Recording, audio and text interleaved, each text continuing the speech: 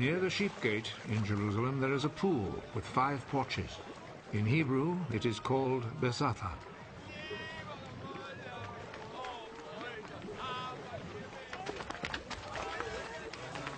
A large crowd of sick people were lying on the porches. The blind, the lame, and the paralyzed.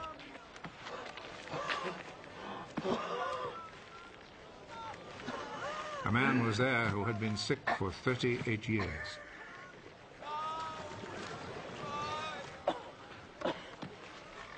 Jesus saw him lying there, and he knew that the man had been sick for such a long time.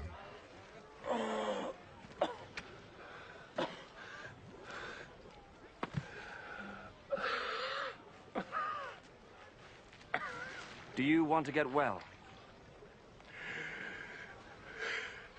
Sir, I don't have anyone here to put me in the pool when the water is stirred up.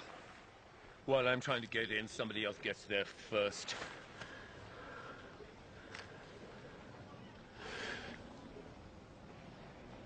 Get up. Pick up your mat and walk.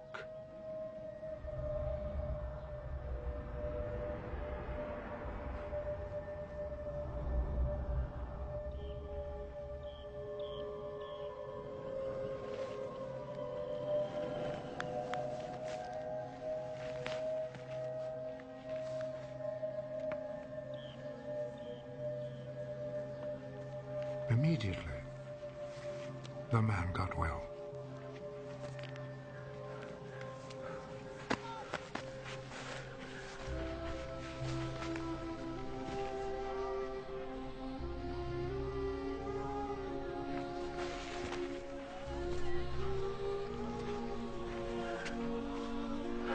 He picked up his mat and started walking.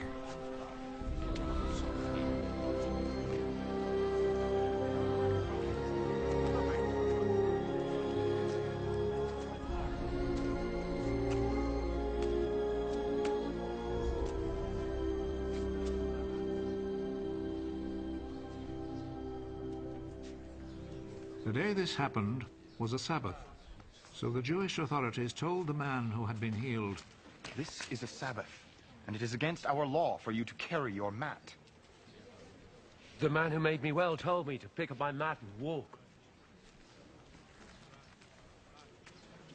Who is the man who told you to do this?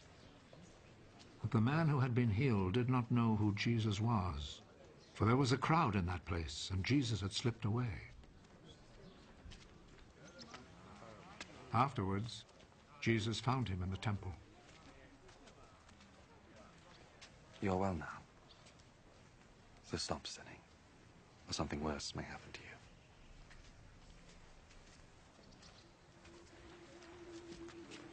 Then the man left and told the Jewish authorities that it was Jesus who had healed him.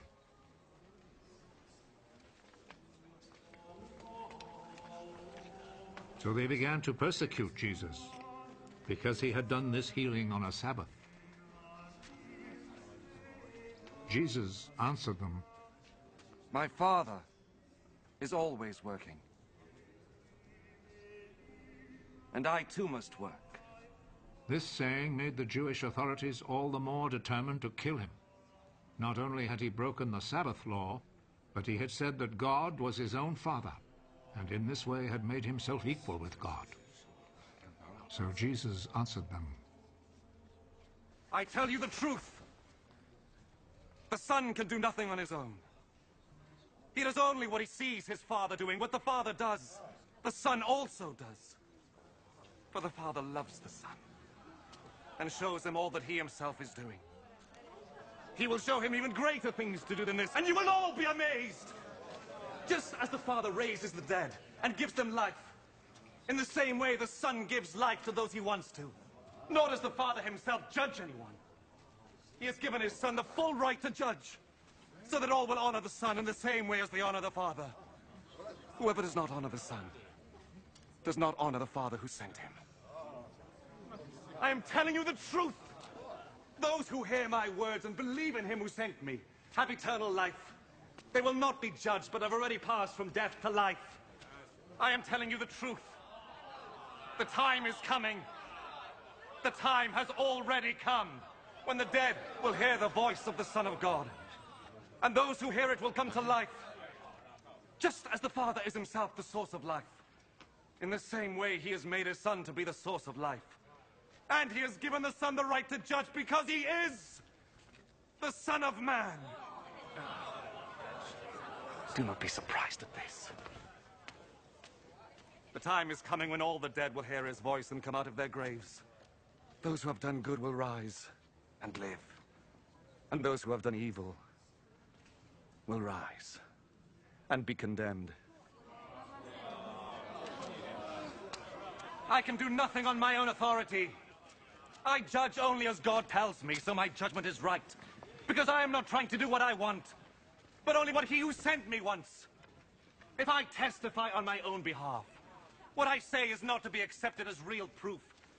But there is someone else who testifies on my behalf. And I know that what he says about me is true. John is the one to whom you sent your messengers. And he spoke on behalf of the truth. It is not that I must have a human witness. I say this only in order that you may be saved. John was like a lamp, burning and shining. And you were willing for a while to enjoy his light.